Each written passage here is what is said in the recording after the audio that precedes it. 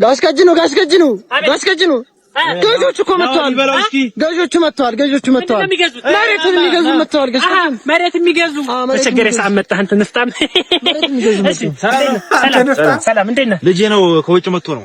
ኦኬ ከውጭ መሬት ሊገዛ ፈልጎ እዚህ አንተ ጋር ብለው መተን ነው። ከውጭ ነው የመጣው? ኦኬ እና እስኪ መሬቱን የቱን ነው የምታሳየኝ? ያ መሬት አሁን የኔ ነው። ይሄ ሙሉ መሬት የኔ ነው። ቋረጥ አድርጌ ነው የምሸጠው እኮ። ስንት ነው? ስንት ካሬ ነው የሚፈልገው? እንደ 500 ካሬ 500 ካሬ 40 ሚሊዮን ብር ይግዛ። ከዚህ በታች 40 ሚሊዮን ብር ልጄ ነው ያልኩህ። ልጄ ነው እንዴ?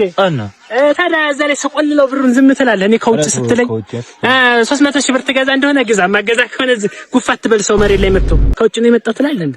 እኔ ሌላ ሰው መስሎኝ ነው። ታዲያ ዋጋ አቀንስና ጀመራ አነጋገር ራስህ ጋስከጅ ነው። 300 ሺህ ብር ግዛ። የማይገዛ ሰው ዝም ብለህ ከውጭ ነው ብሎ ታዲያ ልጄ ነው ይላል እንዴ? እኔ ደህና ዋጋ 40 ሚሊዮን ብር ቆልልኝ። እሺ ተስማማ። ምን እንስማማለን? ልጄ ነው ትላለህ እንዴ? ከውጭ ነው አላልክም? እንዳው ካነስና እናውራው። ጋስከጅ ነው አንቺ ተነጋገር። ከውጭ ነው የመጣው ስላለው እኮ ነው። ከ40 ሚሊዮን ወደ 300 ሺህ ብር በአንድ ጊዜ